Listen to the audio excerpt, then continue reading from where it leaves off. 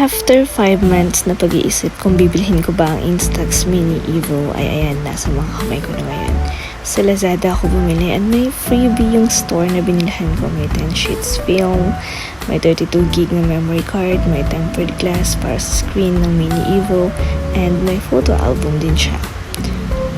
Kapag bumili kayo ng camera, may kasama na siyang strap. And itong Instax Mini Evo ay hybrid camera Instax from Fujifilm, and may mga manuals din siyang kasama, of course, hindi naman mawawala yan. And ito yung pinaka gusto ko, yung look ng camera mismo, kasi napaka vintage niya, napaka wow, ang ganda niya, lalo na sa personal promise, hindi ka magsisisi, kasi ako hindi ako nagsisi eh. And then meron siyang film effects, 10, 10, and then 10 din na lens effects. Meron din siyang built-in flash, meron siyang SD card slot, and Type-C yung charger niya. So, maganda talaga siya. Pwede siyang gamiting digital cam, sabi nga nila analog camera, and then meron ka na ring printer kasi pwede ka mag-print gamit ang Instax Mini Evo. Diba, ang ganda talaga niya. As in. And then, syempre, may card slot siya. Kaya, mas marami kang pwedeng marami kang slot para sa pag-take ng maraming pictures para sa pag-keep ng memories. And then, bumili na rin ako ng hard case niya. Yung transparent lang para kitang-kita pa rin yung itsura ng ating camera. Dahil gusto ko talaga yung look niya.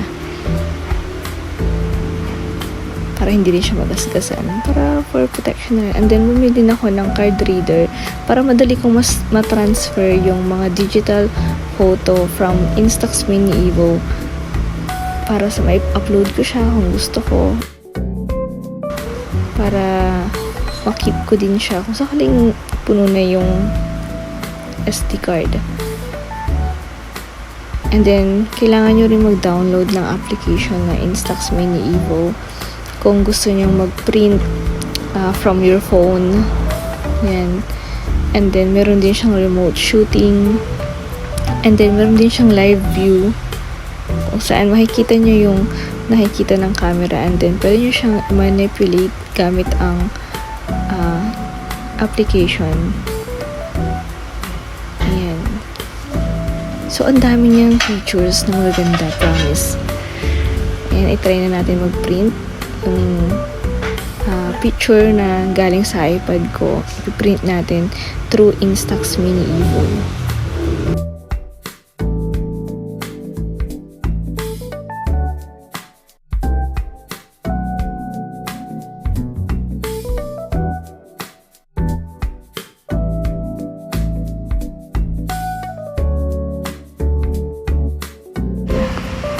Yung pag-print dito sa Instax Mini Evo, pero napaka-quality talaga niya.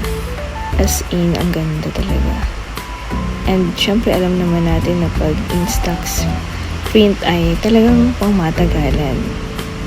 Ayan, so trinay ko din. Ayan. Remote shooting. Gamit yung application ng Instax Mini Evo. Iniba ko yung effects. Diba? Hindi siya ganun ka-hassle pag nakikita mo yung sarili mo. And then, yan. Magpiprint tayo gamit yung kuha ng Instax Mini Evo. Hilahin lang natin yung print.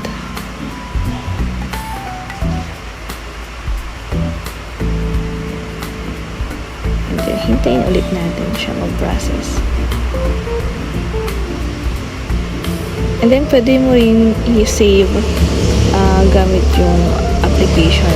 May transfer photos dun or transfer images. Pero, I suggest gamitin nyo yung card reader. Mas okay siya para sa akin.